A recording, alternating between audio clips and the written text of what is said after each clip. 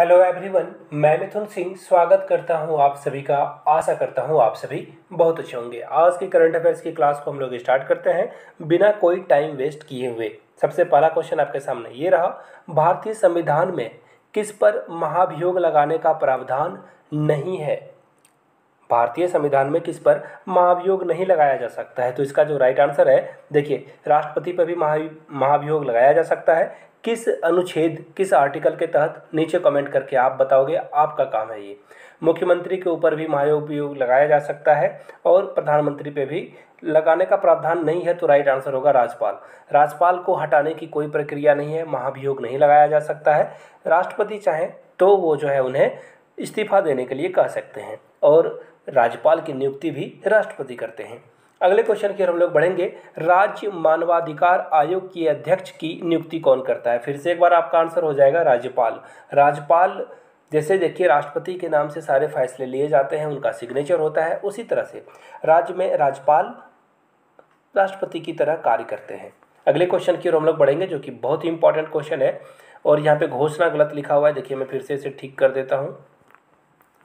और अगले क्वेश्चन की ओर हम लोग बढ़ते हैं, जो कि आपके सामने ये रहा, भारत में देश में पहली बार आपातकाल की घोषणा कब की गई थी? 1952 में, 1962 में, 1971 या फिर 1975? तो देखिए, इसका जो राइट आंसर होगा वो होगा 1962। इंडिया और चाइना दोनों 1962 में वॉर लड़ रहे थे और उसी समय पहली बार स्टेट ऑफ इमरजेंसी की घोषणा की गई थी। पंडित जवाहरलाल नेहरू उस समय देश के प्रधानमंत्री थे। भारत के उस समय के राष्ट्रपति कौन थे? नीचे कमेंट करके आप लोग बताइए। इंटेलिजेंट व्यक्ति ही इस तरह के आंसर कर पाएंगे। अगले क्वेश्चन की ओर हम लोग बढ़ते हैं। द्वीपीय, देखिए, द्वीपीय महाद्वीप किसे कहा जाता है? तो देखिए, इसका जो राइट आंसर होगा वो होगा ऑस्ट्रेलिया। कहाँ है ये? राडी नंबर, ऑस्ट्रेलिया इसका राइट आंसर होगा। अगर आपसे पूछ दिया जाता महाद्वीप का द्वीप किसे कहा जाता है, तो आंसर आपका क्या होता? महाद्वीप का द्वीप एशिया को कहा जाता है।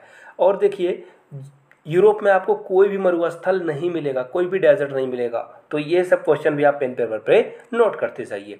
अगले क्वेश्चन की ओर हम लोग बढ़ेंगे। इंद्रावती राष्ट्रीय उद्यान कहाँ स्थित है? याद रखिए, ये छत्तीसगढ़ में स्थित है। फैक्चुअल क्वेश्चन है, इसमें ज़्यादा डीप जाने की ज़रूरत नहीं है। मौसमी परिवर्तन की छत किसे कहा जाता है? बहुत इंपॉर्टेंट क्वेश्चन है ये। क्षोभ मंडल। देखिए, क्षोभ मंडल को जो है, क्षोभ मंडल सबसे नज़दीक का ये मंडल है। क्षोभ मंडल पृथ्वी के सतह से सबसे नज़दीक का मंडल है। पहली बात, अगर आपसे पूछा जाए सबसे कम तापमान किस मंडल में होता है, तो राइट आंसर आपका होगा मध्यमान, यानी कि सबसे लो टेम्परेचर आपको यहाँ पे देखने को मिलेगा, सबसे कम तापमान। और रसायन मंडल भी इसे कहा जाता है। इसे क्या बोला जाता है? समताप मंडल को ही क्या बोला जाता है? इसे बोला जाता है रसायन मंडल, यानी कि केमिकल जो है इसे बोला जाता है, याद रखिएगा। बढ़ेंगे अगले क्वेश्चन की ओर, जो कि आपके सामने ये रहा।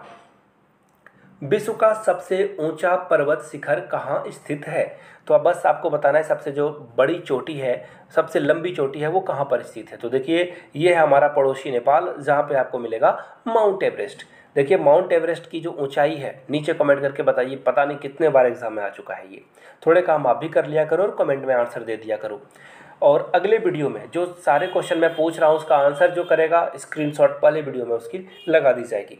विश्व का सबसे ऊंचा पर्वत शिखर कहाँ स्थित है? तो नेपाल है, आपको पता है, बहुत अच्छी बात है। लेकिन नेपाल में जो सबसे ऊंचा शिखर है उसे कहा जाता है सागर माथा। याद रखिएगा, सागर माथा। एग्जाम में बहुत बार ये भी क्वेश्चन आ चुका है।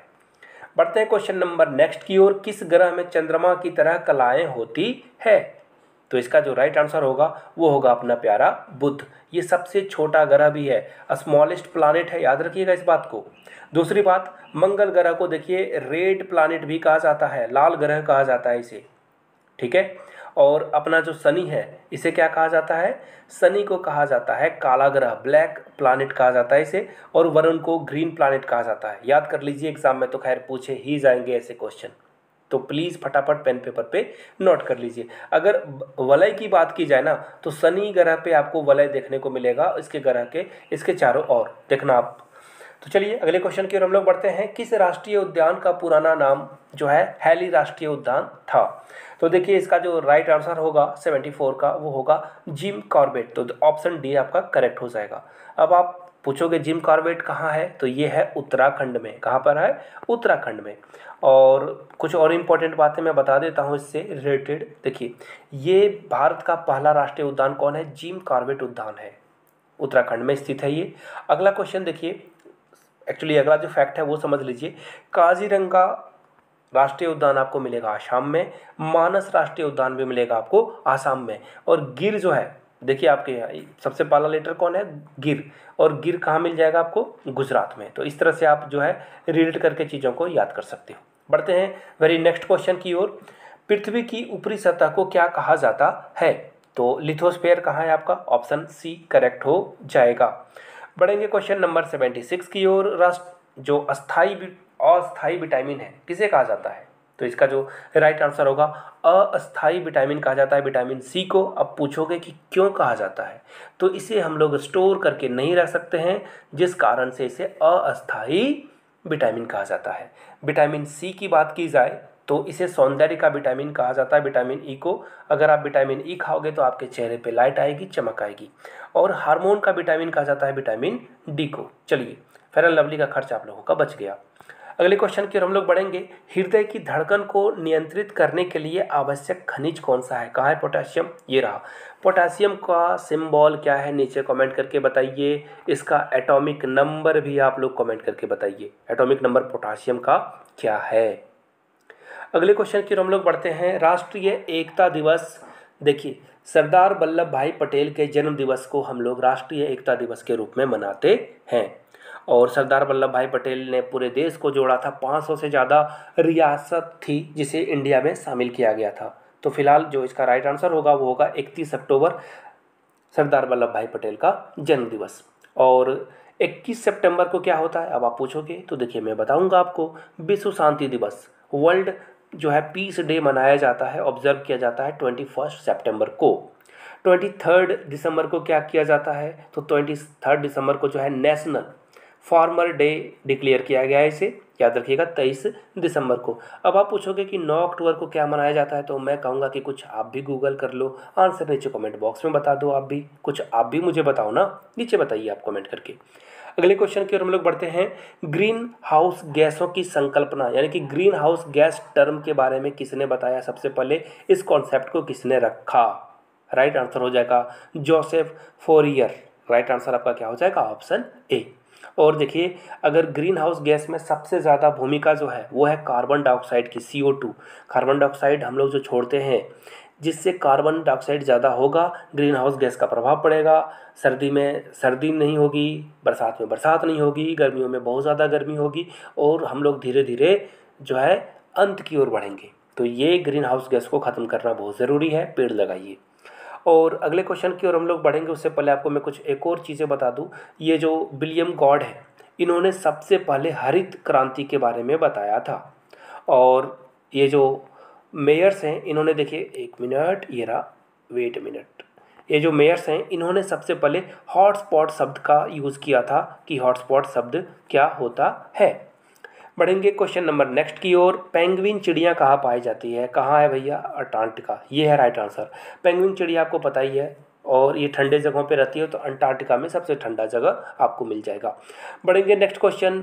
चिलगोजा किस प्रजाति के बीज से प्राप्त होता है? तो पाम। और देखिए, पाम सबसे ज़्यादा आपको इंडोनेशिया, मलेशिया में मिलेगा पाम ऑयल। और पाम ऑयल का जो आप देखना, जो ठेला पर आप जा कर के छोटे छोटे जगहों पर खाते हो ना पकौड़ी वगैरह, तो ये पाम ऑयल से बनाया जाता है। और पाम ऑयल जो है खिजूर के पेड़ों से बनाया जाता है, और ये बहुत ही कम कॉस्ट में बनाया जाता है, सबसे सस्ते तेल होते हैं ये। अगले क्वेश्चन की ओर हम लोग बढ़ेंगे। भारत में सर्वप्रथम शांति का नोबेल पुरस्कार किसे प्राप्त हुआ है? Right answer mother Teresa. लेकिन आपसे ये पूछा जा सकता है भारत में सबसे पहले नोबेल प्राइज़ किसे मिला था? तो इसका राइट आंसर होगा रविंद्रनाथ टैगोर। कहीं कहीं पे ये नाम आपको रविंद्रनाथ ठाकुर भी मिलेगा, घबराना नहीं है, दोनों शख्स एक ही हैं, दोनों पर्सनैलिटी एक ही है।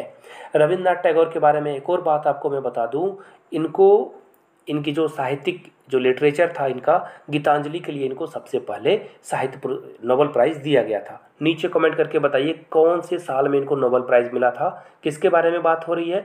बात हो रही है रविंद्रनाथ टैगोर या ठाकुर जी के बारे में, कमेंट करके बताइए आप। नेक्स्ट क्वेश्चन की ओर बढ़ेंगे। कछुआ का जीवन काल कितने वर्ष का होता है? 300 साल तक कछुआ जीता है। और कछुआ वाली कहानी तो आप लोगों ने सुनी ही होगी। चलिए अगले क्वेश्चन की ओर हम लोग बढ़ते हैं। नेक्स्ट क्वेश्चन आपके सामने ये रहा। किशोरावस्था में किस हार्मोन का निकलना बंद हो जाता है?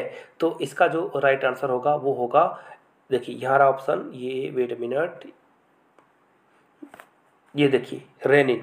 और रेनिन का किससे संबंध है? रेनिन जो है दूध को पचाने के काम में आता है। और छोटे बच्चे होते हैं उन्हें वो दूध पीते हैं, दूध कंज्यूम करते हैं, इसलिए ये विटामिन, ये जो हार्मोन है वो निकलता है। लेकिन आफ्टर दैट जब आप दूध का कंजम्पशन कम कर देते हो तो रेमिन जो हार्मोन है वो निकलना बंद हो जाता है। अगले क्वेश्चन की ओर हम लोग बढ़ेंगे। देखिए सॉइल में यानी कि मिट्टी में नाइट्रोजन को कौन देता है? तो देखिए मटर का पौधा जहाँ भी आपको मिलेगा ये आपके ज़मीन में है, नाइट्रोजन की पूर्ति करेगा। नाइट्रोजन बहुत इंपॉर्टेंट है मिट्टी के लिए, इसकी क्षमता को बरकरार रखने के लिए, फर्टिलिटी को। तो राइट आंसर आपका मटर हो जाएगा। अगले क्वेश्चन की ओर हम लोग बढ़ेंगे जो कि ये क्वेश्चन है, अस्थमा के रोग के उपचार में किसका प्रयोग किया जाता है? तो देखिए ये जो राइट आंसर होगा वो होगा इफेड्रीन। इफेड्रीन हम लोग यूज करते हैं। और सिनकोना, अब आप पूछोगे कि सिनकोना क्या है भाई, तो सिनकोना का इस्तेमाल हम लोग करेंगे मलेरिया अगर आपको हो जाएगा ना, तो सिनकोना का इस्तेमाल करोगे तो आप बच जाओगे। बढ़ेंगे नेक्स्ट क्वेश्चन की ओर। युवा महासागर किसे कहा जाता है? हिंद महासागर को युवा महासागर कहा जाता है। याद रखिएगा ऑप्शन बी इसका करेक्ट आंसर हो जाएगा। बढ़ेंगे अगले क्वेश्चन की ओर जो कि आपके सामने ये रहा। उत्तरी ध्रुव की खोज किसने की थी? तो देखिए इसका जो राइट आंसर होगा वो होगा रॉबर्ट पियरी। पहले भी मैंने पढ़ाया था। और दक्षिणी ध्रुव की खोज की थी ये एमर्सन ने। तो राइट आंसर बी होगा। लेकिन उत्तरी ध्रुव की खोज की थी ऑप्शन डी रॉबर्ट पियरी ने। अगले क्वेश्चन की ओर हम लोग बढ़ते हैं और ये क्वेश्चन का जवाब आप दोगे नीचे कमेंट बॉक्स में। इस क्वेश्चन का आंसर आप लोग दीजिए। Thank you so much for watching this video. Have a good day.